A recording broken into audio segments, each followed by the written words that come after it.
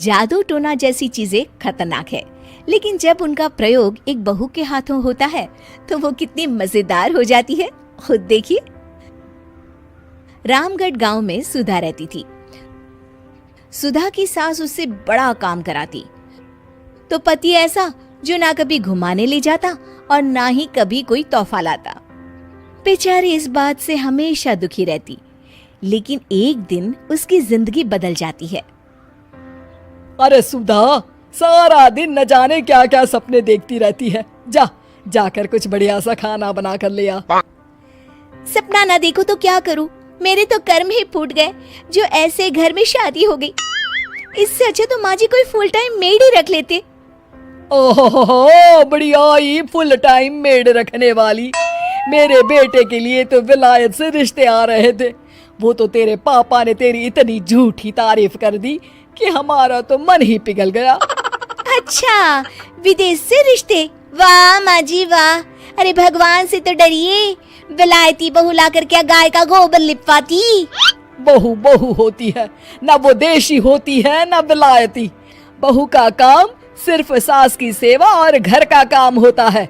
और सुन, तुझे मैं क्यों बताऊं कि मैं क्या करती? जाकर घर का काम कर। सुधा मन महसूस कर वहां से चली जाती है। शाम को सुधा का पति जल्दी घर आता है, जिसे देख सुधा खुश हो जाती है। जी, आ गए आप? जरूर मुझे कहीं घुमाने ले जाने का प्लान होगा आपका। सब समझती हूँ मैं। अरे नहीं भाग्यवान, घूमना क्या है, बस आज जल्दी बस मिल गई तो घर जल्दी पहुंच गया।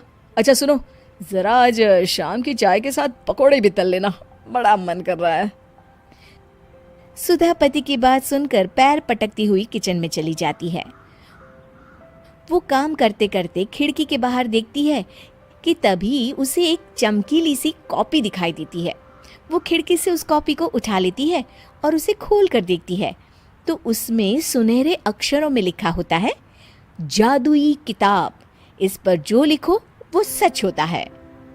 सुधा उस किताब को देखकर खुश हो जाती है और जल्दी से पास रखी पेंसिल उठाकर उसमें लिख देती है, मेरी सास सारा काम कर दे। तभी उसकी सास किचन में आ जाती है और कहती है, अरे बहू, सारा दिन लगी रहती है काम में, अब जाकर आराम कर ले। मैं तेरे लिए चाय और गर्मा गर्म पकोड़े लेकर आती हूँ। सुधा ये देखकर हैरान हो जाती है और कॉपी लेकर कमरे में आ जाती है। तभी वो देखती है कि उसका पति आराम से बैठकर किताब पढ़ रहा होता है। सुधा झट से कॉपी निकालकर उसमें लिखती है, मेरा पति मुझे घुमाने ले जाए।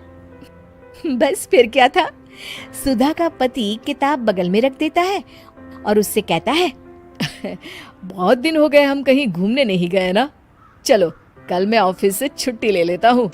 सुधा ये सुनकर खुश हो जाती है कि तभी उसकी सास हाथ में चाय और पकोड़े लेकर खड़ी हो जाती है। चलो बहू, कुछ खा लो। अरे किस्मत वाले हैं हम जो हमें तू मिली, वरना मेरे बेटे की शादी कहीं तय ही नहीं हो रही थी। कोई लड़की इस घर में शादी नहीं करना चाहती थी। ले बहू, खा ले। अब तो सुधा की बल्ले बल्ले हो गई थी। सुधा की सास और पति बस उसके इशारों पर घूमते। एक दिन सुधा को सास का हार पसंद आ जाता है। वो सास से कहती है, माँ जी कितना खूबसूरत हार है, क्या ये हार आप मुझे दे देंगी? ओए होए, बढ़िया ही मुझे दे देगी? अरे तेरी माँ ने दिया है ना मुझे, जो मैं तुझे दे दूं? मैं अपने एक भी गहने तुझे कभी नहीं दूंगी। तभी सुधा अपने कमरे में जाती है और कॉपी में लिख देती है, सास के सारे गहने मेरे हो जाए।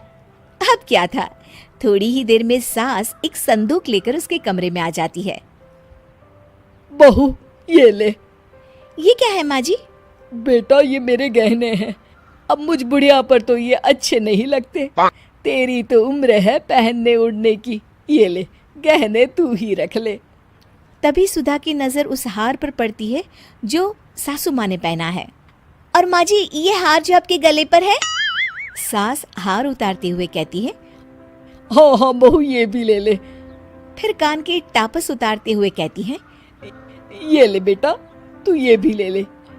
फिर एक एक कर वो अपने सारे पहने हुए गहने उतारने लगती है। ये भी ले ले बहू, ये भी ले ले। सुधा तो खुशी के मारे बौखला जाती है। हाँ हाँ, लाइए लाइए, लाइए लाइए। तभी सुधा का पति उसके पीछे आकर खड़ा हो जाता है और जोर से चिल्लाता है, अरे सुधा, क्या हुआ?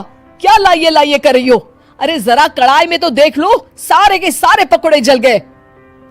तभी सुधा की सास भी उसके सामने आ जाती है।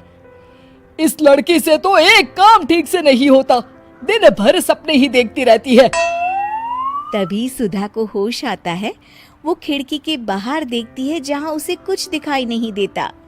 दरअसल जादुई वादुई कुछ नहीं था, वो सिर्फ एक काल्पनिक सपना था जो सुधा अपनी जिंदगी से तंग आकर देख रही।